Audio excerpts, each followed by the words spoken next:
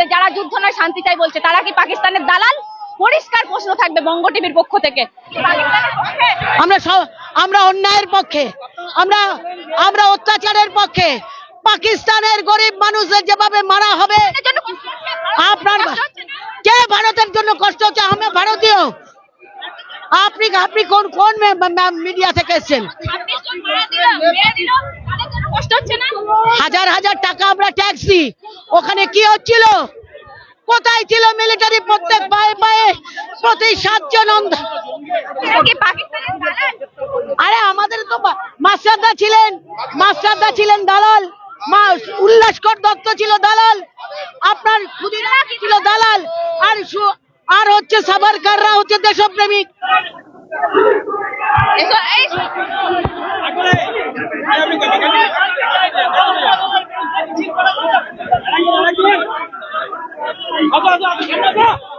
যুদ্ধের বিপক্ষে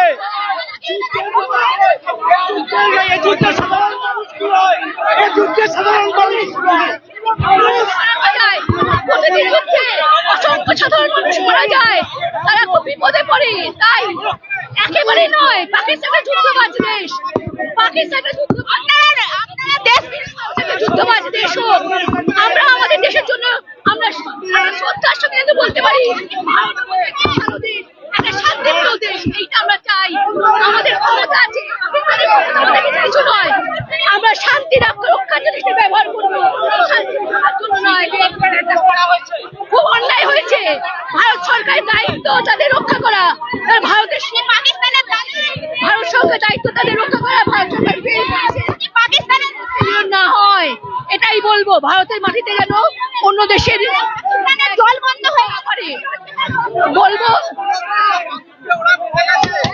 দেখা যাচ্ছে যারা যুদ্ধ নয় শান্তি চাই করছিলেন তারাই পুলিশের উপর আঘাত এনেছে। কার্যত দেখতেই পাচ্ছেন, একটু হাতটা দেখাতে অনুরোধ। কিভাবে লাগলো দাদা? এটা আমরা বলতে পারি না। দেখতেই পাচ্ছেন উনি যেহেতু ডিউটিরত অবস্থায় ছিলেন, উনি কি আর বলবেন? কার্যত দেখতেই পাচ্ছেন এই মুহূর্তে হাতে চোট হয়েছে, আঘাত লেগেছে পুলিশের।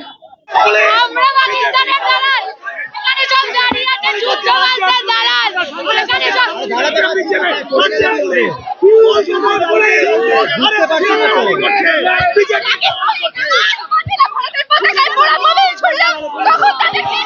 আপনারা কি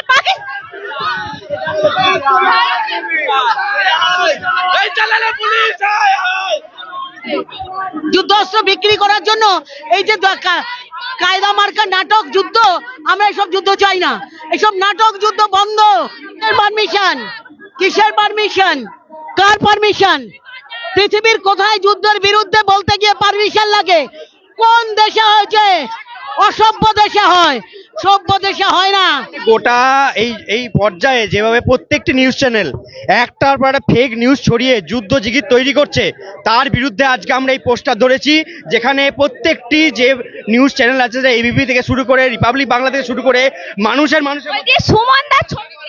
সুমনদার ছবি দিয়েছে একটাই কারণে, কারণ উনি বলছেন যে ইসলামাবাদ ধ্বংস হয়ে গেছে, সেই নিউজটাই ফেক ছিল। যুদ্ধ চাই না বললে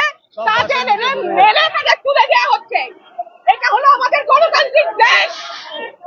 মুহূর্তে দেখতেই পাচ্ছেন মৌলালিতে কার্যত খণ্ডযুদ্ধ হচ্ছে। পিছিয়ে এসো। খণ্ডযুদ্ধ হচ্ছে। একদিকে যখন দেখা যাচ্ছে পুলিশ অ্যারেস্ট করছে, তখনই দেখা যাচ্ছে যারা যুদ্ধ নয় শান্তি চাই করতে চাইছিল মিরাতুন নাহাররা কার্যত সরে পড়েছেন একদিকে। সেই ফুটেজও আমরা দেখাবো। একদম তারা কিন্তু সরে গেছেন, তারা দূরে সরে গেছেন। আপনারা দেখতেই পাচ্ছেন যে একদিকে যখন ধুমধুমার পরিস্থিতি, তখন সেখান থেকে কাটিয়ে তারা কার্যত দেখছেন এই মুহূর্তে দাঁড়িয়ে।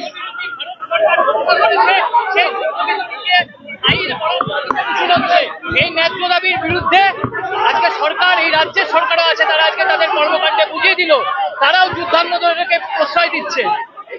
এই মুহূর্তে মৌলালি থেকে সরাসরি একটাই কথা এই মুহূর্তে, যারা যুদ্ধ নয় শান্তি চাই বলছে, কারা বলছে বলুন তো যুদ্ধ নয় শান্তি চাই? একটাই কথা এই মুহূর্তে, যারা যুদ্ধ নয় শান্তি চাই বলছে তারা কি পাকিস্তানের দালাল? পরিষ্কার প্রশ্ন থাকবে বঙ্গ টিভির পক্ষ থেকে। তারা কি পাকিস্তানকে সমর্থন করছে? কারণ অলরেডি শোনা গেছে তারা বলছে পাকিস্তানের জল বন্ধ হলো কেন, জবাব দাও। এইগুলো কি পাকিস্তানের দালাল? একবার জিজ্ঞাসা করবো।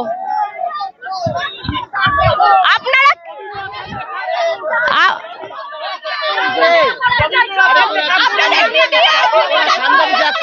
একদম কিরকম মিথ্যা খবর ছড়ালো দেখুন। আপনারা কি চান? আপনি কার দালাল? আপনারা দালালি করুন, আপনারা বিজেপির দালালি করুন। দালালি করার সেখানে এখানে গিয়ে এত করুন। কথা বলতে আসবেন এসছেন না, কেন? আপনারা এসছেন দেখতে কেন? পাচ্ছেন না।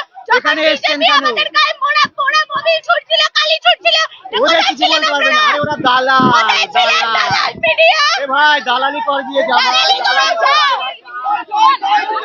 শ্রীরামপুরে বিএসএফ জওয়ান এখনো আটকে কেন? শ্রীরামপুরে বিএসএফ জওয়ান এখনো আটকে আছেন কেন পাকিস্তানে? তাকে ছাড়ানোর ভূমিকা